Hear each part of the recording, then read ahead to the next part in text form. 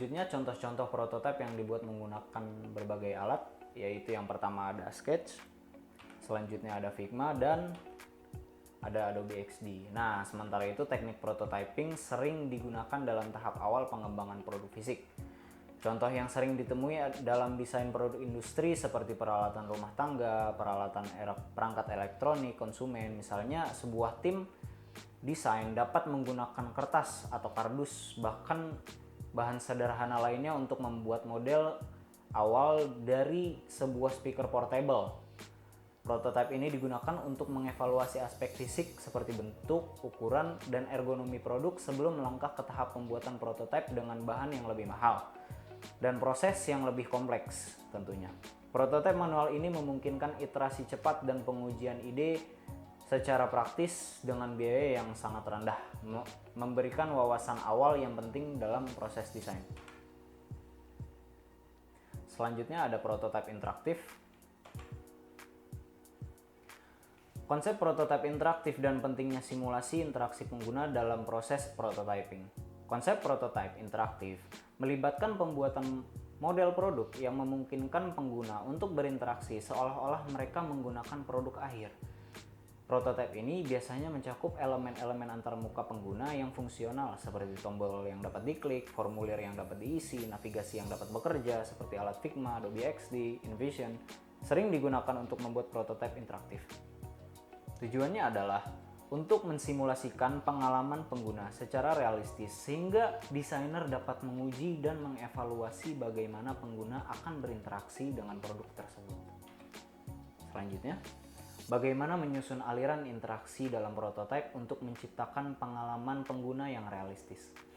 Menyusun aliran interaksi dalam prototipe untuk menciptakan pengalaman pengguna yang realistis dimulai dengan pemahaman mendalam tentang tujuan kebutuhan pengguna.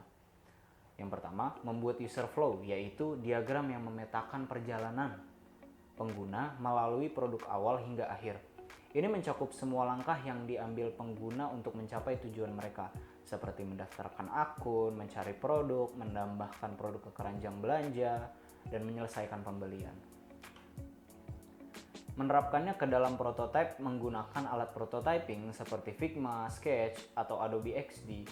Dalam proses ini, setiap layar atau halaman yang dihasilkan harus terhubung secara interaktif sesuai dengan aliran yang sudah direncanakan. Selanjutnya, latihan dalam membuat prototipe interaktif untuk produk atau fitur tertentu.